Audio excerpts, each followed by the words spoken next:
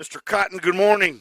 Good morning, gentlemen. It's great to be on with you. Hello to everyone in Arkansas and in the neighboring states as well. Thank you very much, and thank you so much for letting us have the in-state tuition at the University Well, of Arkansas. all those good folks in Missouri can't vote for me, but I can vote for them and every other American all across the land that wants an America that's more prosperous and more safe. Man, that's awesome. And I tell you, we've adopted you. Roy Blunt's a great friend, but we've adopted you, I'll tell you that, and adoption means something. Hey, we're going to dive right in this morning. If you happen to have any of your staff want to tune in to KLFCradio.com, Dylan or somebody at 8:10, we have a great connection in Israel, and we're going to have a live report this morning of what happened yesterday.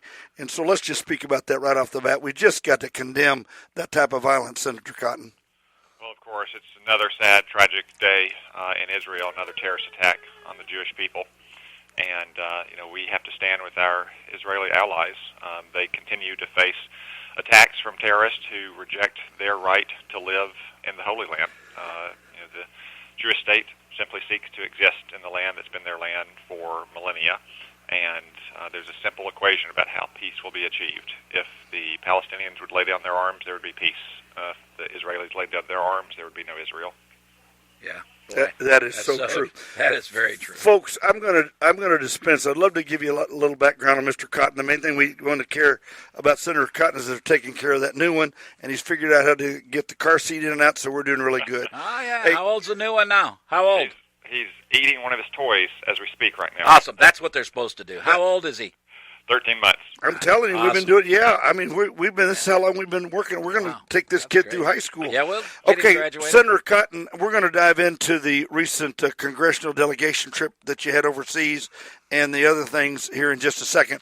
But one of my questions, and when I saw it, I thought of you right off the bat. When I saw them sitting at the State Department talking about the deletion of the Iran video, and here we're relying on them for facts, who's standing up and saying, wait a minute, you just flat out deceived us? Walk us through that, please. Well, the troubling deletion of this video from State Department records is another part of a long pattern of deceit about the Iran nuclear deal.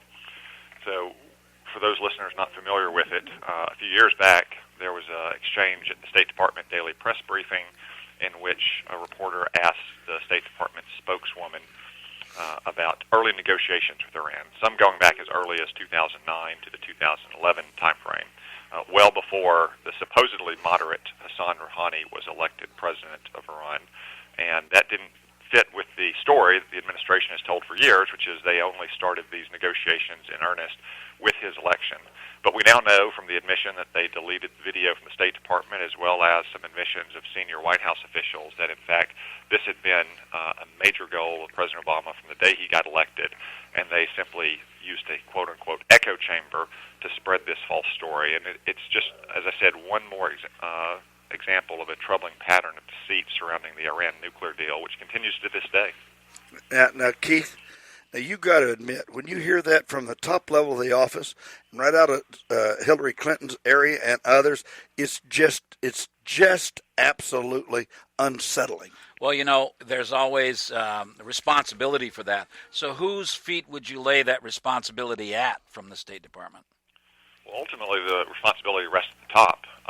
Secretary Clinton for presiding over the State Department at a time when they were engaging in this kind of private diplomacy and misleading the American people about it, and Secretary Kerry for overseeing the deletion of the video. Now, of course, there could be junior or middle-level managers responsible as well, and I suspect that both the House Foreign Affairs and Senate Foreign Relations Committee will be holding hearings to get to the bottom of this matter. Okay, you mean middle management that can't find their emails? Yeah. That came from me. Okay, that was not from the senator. That was hey, tell us about your trip to Singapore. So I went last week with 6 other senators to Singapore for the annual Asian Security Summit, an opportunity to visit directly with the senior leaders of countries from Southeast and East Asia. And the news from that front is very unsettling as well. Most countries there are very worried about China's aggression in the East China Sea and the South China Sea, where China has literally built islands out of the sea, reclaiming shoals and reefs that are typically underwater. And now they've begun to militarize those islands. They've built runways on them capable of landing fighter aircraft or bombers. They've put missiles on those islands. They've put radar that would be able to intercept our airplanes and our ships. And frankly, I think the sad fact is that China now has effective control of the South China Sea, barring anything short of U.S. military action, which is a grave danger for U.S. interests because almost 40% of all global commerce goes through the South China Sea. It's the choke point for the entire Pacific and Indian Ocean commerce system. And we've had a military presence in that region with allies like Japan, Taiwan, the Philippines, Thailand, and Australia for decades now. Let me. I'm not going to school you because just because I'm a little bit older. I just got back, and I can't wait when you finally bring your family up for a couple of days to Branson and get to relax. I just got back about a month and a half ago from an honor trip to Vietnam with the College of the Ozarks, and I was with 12 other veterans. 2 were former POWs with Senator McCain when they were in Hanoi Hilton. The people of Vietnam refused to call it the South China Sea. And because of exactly what you said, whether you're in the South or the North, they consider China an unbelievable threat, Tom. Yeah, no, they call it the East Sea, and China invaded Vietnam in 1979. As I've heard one Chinese official put it, the U.S. and Mexico went to war once, and it still influences your relations 150 years later. China invaded Vietnam 17 times. How do you think we feel about China? For sure. And, although Vietnam still has a long way to go towards having a representative government that respects the basic rights of its people, they have certainly moved in the right direction in recent years, and they most certainly want to have a closer and warmer relationship with the United States, whether that's in trade or military affairs. And they're doing that in part because they are very worried about Chinese aggression in the area, as are the Philippines, as is Singapore, as is Malaysia, as is Taiwan and Japan. Now, fortunately, most countries in Asia, whether you're talking about Japan and Korea up in Northeast Asia, all the way around to India and South Asia, want a closer relationship with the United States. They just don't seem to get that kind of relationship. In fact, despite the Obama administration's rhetoric about a rebalance towards Asia. Hey, hang on just a second, Tom. And if you don't mind, I got to tell you, I'd love to share more of this with you. But they love us. They love us in South Vietnam, and the North and the South are still totally different.